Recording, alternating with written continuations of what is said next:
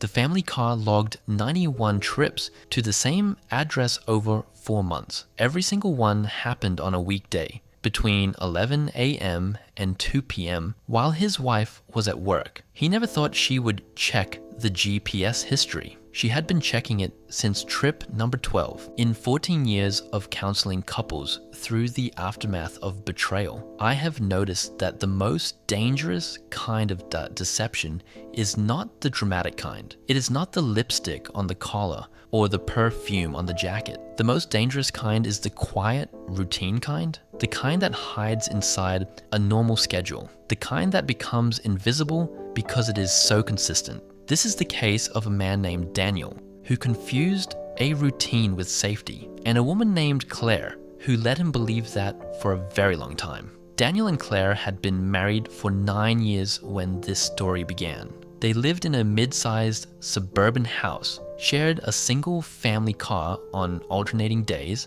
and had built what most people around them would have described as a steady and dependable life. Claire worked mornings at an accounting firm. Daniel worked from home as a freelance contractor. On the days Claire drove to the office, Daniel had the car from mid-morning onward. That arrangement had been in place for 3 years without issue.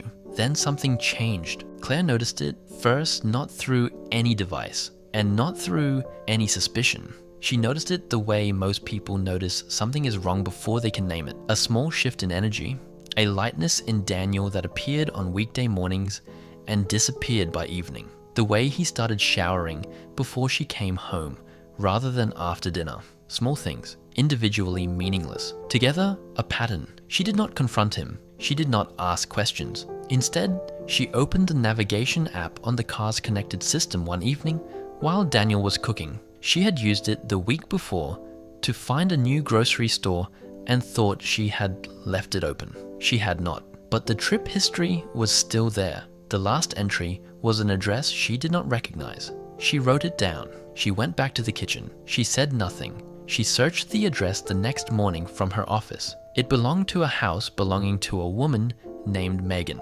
Megan, who had been Claire's closest friend for 11 years. Megan, who had been at their wedding. Megan, who texted Claire almost every week asking how she was doing. That was trip number 12. Claire did not cry. She told me later that she felt something settle inside her, not break. She said it was the feeling of a puzzle that had been frustrating her for weeks suddenly showing its complete picture. She did not like the picture, but at least now she could see it clearly. She made a decision that most people in her position would not have made. She decided not to react. She decided to watch. Over the following weeks, she checked the GPS log every other evening. She kept a private record on a notebook she stored in her office desk drawer. Date, time, duration, address confirmed. The entries added up steadily. By the end of month 2, she had documented 43 trips. By the end of month 3, 67. She never changed her behavior at home. She cooked dinner. She asked about his work. She made plans for the weekend. She sent Megan her usual messages and received her usual replies. She gave Daniel no reason to believe that anything had shifted. What she was actually doing was building a timeline so precise and so complete that there would be no room for doubt, no room for a revised story, no room for the kind of partial confession that leaves everything unresolved. She was not waiting for the right moment. She was constructing one. On a Thursday morning in late October, Claire called in, sick to work for the first time in 2 years. She drove to a meeting she had quietly scheduled 3 weeks earlier with a family attorney whose office was 20 minutes from her house. She arrived at 9 a.m. with a notebook, a printed copy of the GPS log she had exported from the connected app, and documentation of 2 joint accounts she had already reviewed with a financial advisor. She had not hired the attorney in anger. She had hired the attorney in preparation. When Daniel left the house that morning at 10:47 a.m., the GPS recorded the trip automatically. The destination was the same address it had recorded 91 times before. He arrived at 11:04. He stayed until 1:38. The app logged it, the same as always. What was different was that Claire was no longer the only one who had access to that log. Daniel came home at 2:15. Claire was sitting in the living room. She had a single printed sheet on the coffee table in front of her. He asked her why she was home. She told him to sit down. She did not ask him to explain. She did not present the GPS log as a question.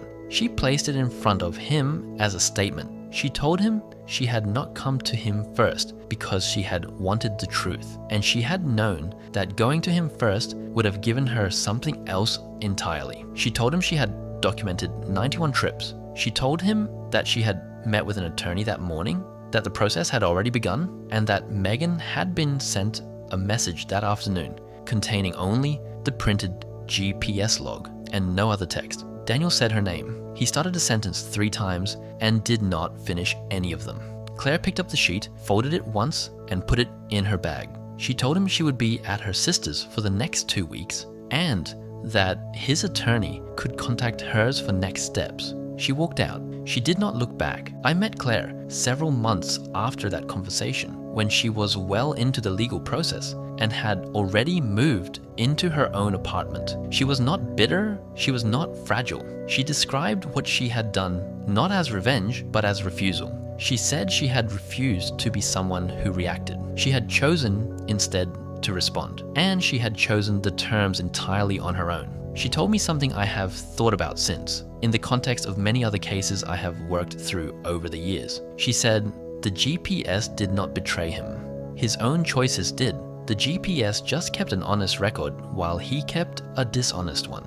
In 14 years, I have not heard a better description of how most of these stories actually end. If this case stayed with you, the file below this one will as well. And if you haven't seen what a smart home recorded over 31 nights, that one will change how you think about what the devices around you are quietly watching. Subscribe so the next file reaches you when it drops.